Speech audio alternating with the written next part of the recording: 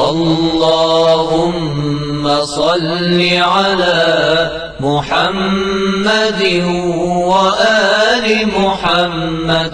بسم اللہ الرحمن الرحیم۔ ناظرین محترم، سلام علیکم ورحمۃ اللہ وبرکاتہ۔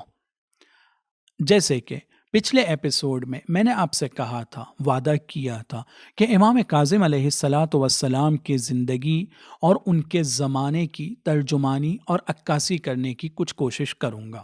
لہٰذا پہلے آپ کی خدمت میں امام کاظم علیہ السلام کے زمانے میں بنی عباس حکومت کے مقابلے میں جو قیام ہوئے ہیں اسے فہرست وار بیان کرنا چاہتا ہوں۔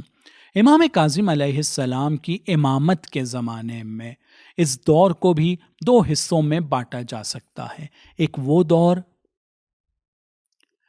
اس دور کو بھی دو حصوں میں بانٹا جا سکتا ہے۔ ایک وہ دور کہ جس وقت بنی عباس بہت ہی زیادہ طاقتور اور ان کی حکومت بہت مضبوط ہے۔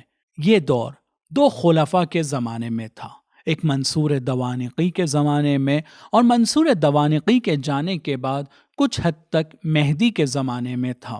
لیکن مہدی عباسی اور ہادی عباسی کے زمانے میں ان کی وہ طاقت اور عظمت میں کچھ حد تک کے کمی آئی۔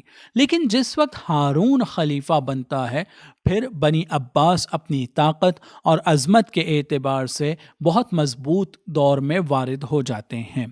لہٰذا خاص طور پر وہ دور کہ جب بنی عباس کی حکومت نسبتاً کمپیریٹیولی کمزور ہونا شروع ہوئی تھی، اس دور میں بہت سارے ایسے قیام اور واقعات ملتے ہیں جو بنی عباس کے مقابلے میں تھے۔ اس سے یہ مطلب ذرا بھی نہیں نکالنا چاہیے یعنی ہارون کے زمانے میں کیا کوئی قیام نہیں ہوا؟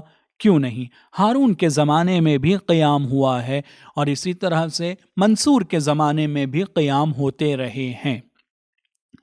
میں ابھی آپ کے سامنے یہ بتانے کے لیے کہ بنی عباس کی خلافت کے زمانے میں کن کن جگہوں پر قیام اور کتنے قیام ہوئے ہیں، ایک جغرافیہ کے حساب سے، ایک جغرافیہ کے اعتبار سے بیان کرنے کی کوشش کروں گا۔ عالم اسلام میں خراسان کا ایریا یعنی ایران کی طرف مختلف قیام چل رہے تھے۔ اسی طرح سے افریقہ میں بنی عباس کے مقابلے میں کچھ گروہ قیام کر چکے تھے۔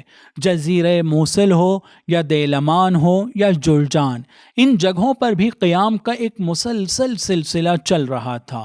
سیریا، نصیبین ہو یا ایجپٹ، ان جگہوں پر بھی بنی عباس کی مخالفت میں مختلف گروہ، خاص طور پہ علوی حضرات، یہ قیام کر رہے تھے۔ یہاں تک کہ آذربائیجان ہو یا ارمنستان، جو آج آذربائیجان یا ارمنستان کے نام سے جانے جاتے ہیں۔ آپ توجہ کیجئے، آذربائیجان، ارمنستان سے لے کر ایجپٹ تک کے مختلف علاقوں میں مختلف لوگ قیام کر رہے ہیں بنی عباس کی مخالفت میں۔ یعنی ایک ایسے زمانے میں امام کا وجود ہے جس زمانے میں بنی عباس اپنی حکومت کو مضبوط کرنے کے لیے بہت ہی سختی کے ساتھ ان لوگوں کے مقابلے میں جاتی ہے اور بہت زیادہ خون خرابہ ہوتا ہے۔ لہٰذا بنی عباس کو تاریخ اسلام کے اس دور میں یاد کیا جاتا ہے جس میں مسلمانوں کا خون ہر زمانے کے مقابلے میں زیادہ بہایا گیا ہے۔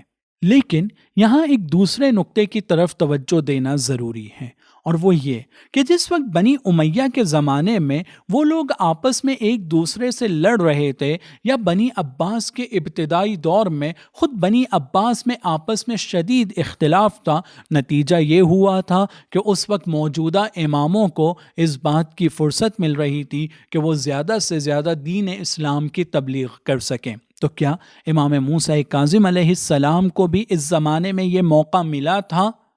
اس کا جواب منفی میں ہے۔ امام کاظم علیہ السلام کو یہ موقع نہیں ملا تھا۔